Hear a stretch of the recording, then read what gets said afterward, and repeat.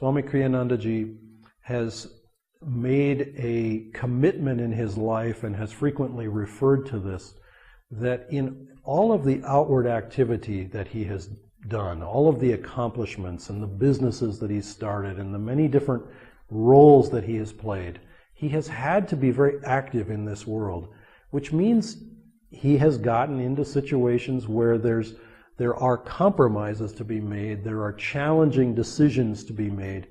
And he said, I made it my bottom line as in the term, the accounting term, profit is normally the bottom line on the spreadsheet.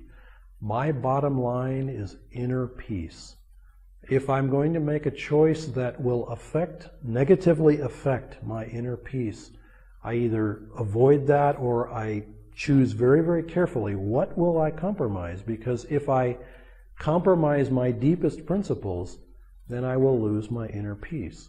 And so, for example, in the first week, talking about honesty, truthfulness, and integrity, we will look at when and how must we be honest, and what is the result of being honest or dishonest, and how can we adjust to and deal with real-life situations that come up, and they do come up. Situations where someone asks us to do something and we want to say, yes, I will do. But can we do it in the time frame? Can we do it to the degree of quality that is expected or required? How do we make those real-life decisions? That's what these classes will touch on. And it's very, very important to recognize that there is a method. There is a sequence. There are these ancient keys, and it's as if all of us in many ways face doorways in life that seem locked, and we can bash on the doors, we can try to pass through those doors, but if we simply use the key, you put the key in the lock, you twist the lock, and you open the door. If you have a key and you know how to use it, you can move through certain situations in life that others cannot do. There is a method, and ancient rishis, ancient sages developed these things, discovered these things, presented them freely to the world. We are very, very blessed to have Yoganandaji, Swami Kriyanandaji, who have guided us, taught us personally how to operate these laws, how to understand and practice these principles. And in a daily life, in a daily world that requires a lot of compromise, that requires a lot of diplomacy, a lot of creativity, a lot of dealing with limitation. Swamiji himself is a highly energetic person. He has been creative in dozens of different ways, written hundreds of books and pieces of music. He's had to deal with a business world that is competitive, that is challenging, and yet he has done it in such a way as to have inner peace, to have that sense of balance between inward and outward, between the busyness of activity and the stillness and quiet of meditation and inward life. These teachings that we're presenting relate to meditation, and you will often hear us refer in one way or another to inward practices. And yet, these teachings are the extrapolation of, or the application of, those inward practices in the outward world. So you don't have to have a dynamic inward life in order to practice at least some of these things in outward daily life. It is very helpful to have an inward life, to have a meditative practice, a yoga practice. But it's not essential that you be a master. Many times when we teach around India, people will in one way or another say to us or imply to us that, oh, well, you are special because you are dedicated to these things. You've dedicated your life to these things, but I could never do this. I could never achieve these things. Well, I say nonsense. Of course you can.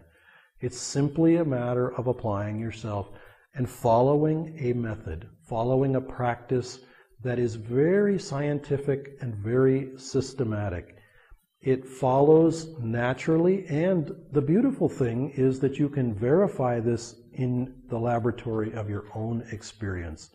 You don't have to take my word for it or anyone else's word for it. You try it, you see how it works, and you prove it for yourself in your own daily life.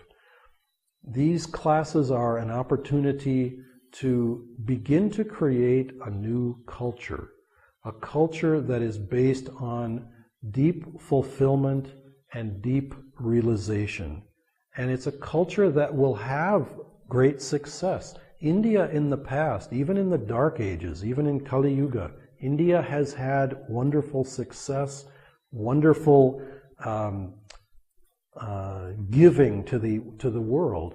Many of the scientific achievements came from India in one way or another, in medicine, in physics, in mathematics, and so on, in business also, universities and learning.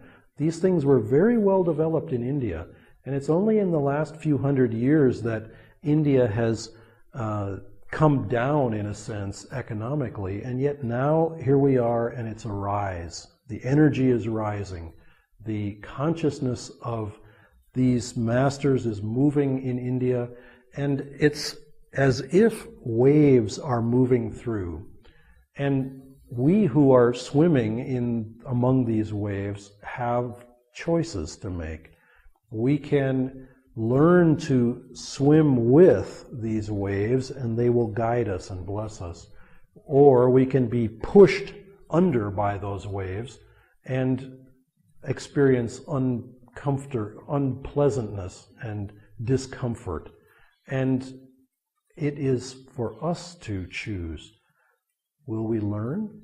We can. These things are available. They're very much possible. This is a very doable science and art.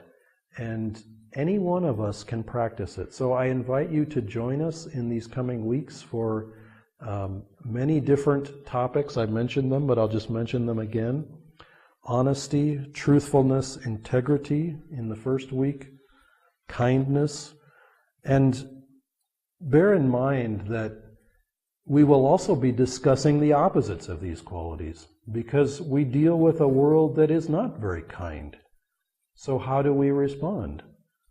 We may have someone be very unkind and unpleasant to us in our business life, in our family life, and so forth. How will we respond?